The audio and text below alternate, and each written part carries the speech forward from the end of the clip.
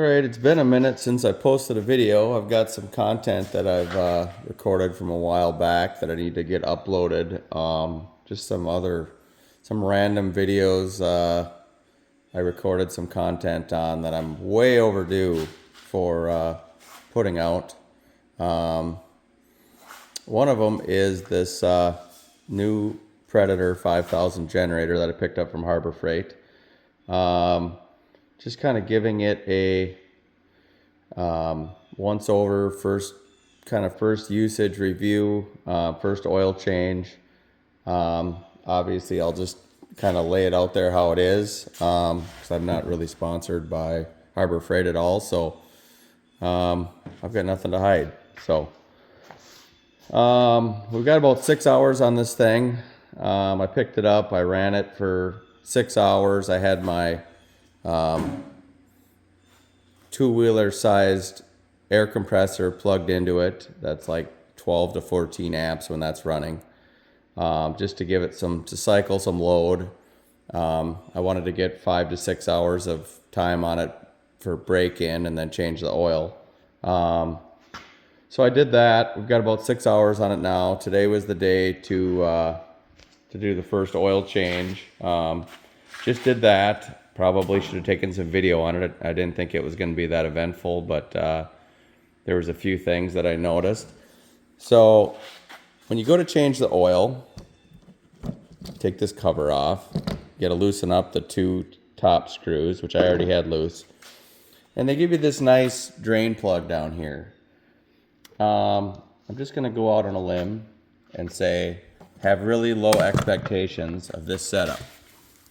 It looks amazing. It's better than my Polaris generator over there, because that you basically dump the oil everywhere by the time you're done. This was a little better than that, but I did have much higher expectations. So obviously this is the drain plug right here. The fill plug is there. It's just the usual, you fill it up until it runs out of the fill plug hole. So there's not a lot of science as far as the level.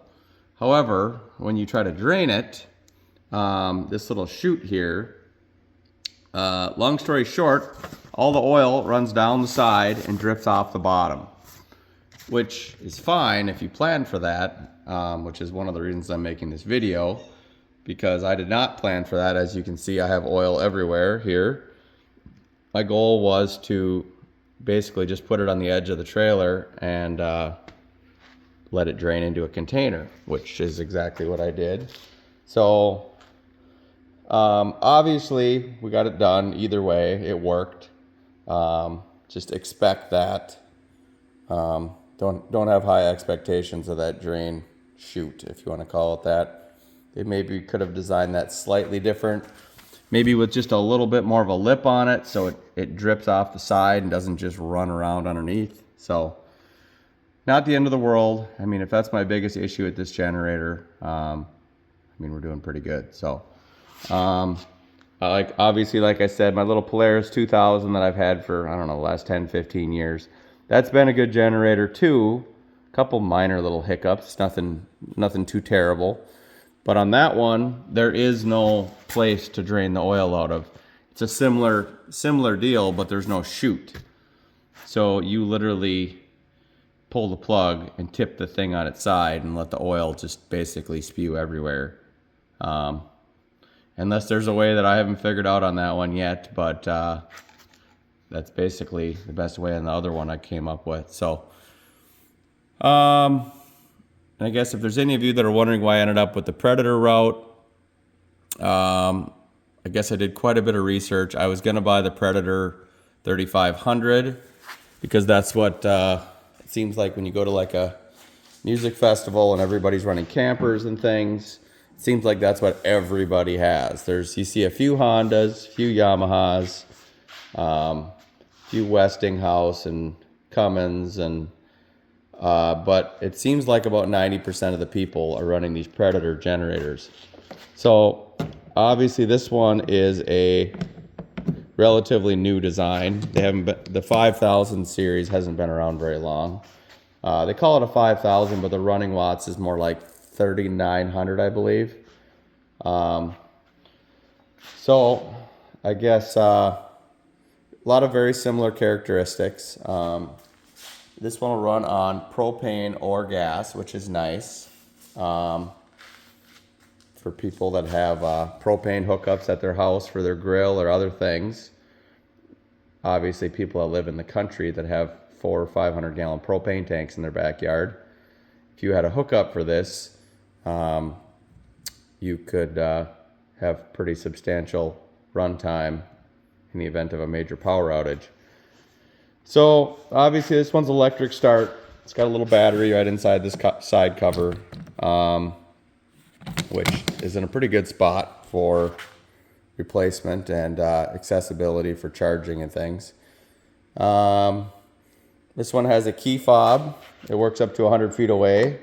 That was honestly the biggest selling point of this whole thing, because we have a little hunting cabin way up in northern Minnesota that has no electricity. We run on generators. Usually it's just a little 2,000 watt Polaris or Honda or whatever somebody brings up.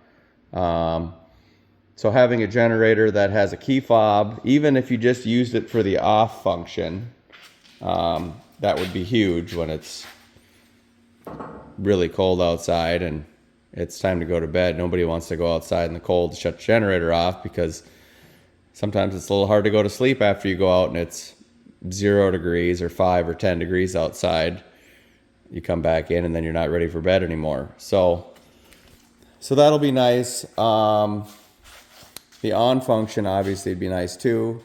These do not have a choke on them, so we're gonna see, I guess, how that goes in the cold weather. The reviews I've seen have been pretty good, so hopefully the no choke thing won't be a problem. But I'm kind of excited for no choke with the key fob. A lot of the key fob machines you see around still have a choke, so tell me how that works. What's the point of a key fob if I have to go out there and actually pull the choke for it to start when it's cold? So obviously on those you could still use the off function, so that would be nice. So far, like I said, about 6 hours on this thing. It's still reading, I believe, over a half of a tank, if I'm looking at that right.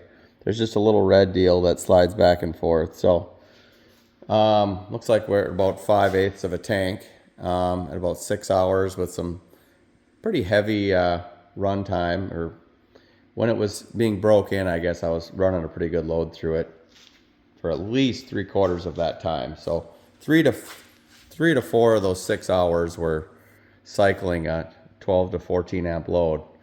So quick overview.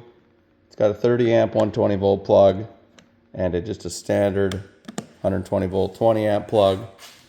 On off button, battery on off switch, propane hookup. There's a propane to gas flip switch, and then a lot of your usual 12 volt ports and USB ports and things like that. So the other stuff is relatively standard, as far as many other generators have the same stuff. The little screen down on the bottom shows the hours, the amps that you're drawing, the runtime since you started it. It shows that on there, which is nice when you're trying to watch your fuel usage to see if you kind of know about how long it'll go. You can kind of watch your hours and play with your fuel consumption, and you'll know about how long it'll go. So it also shows your volt amps, which is also known as watts. It'll show that on there when it's running.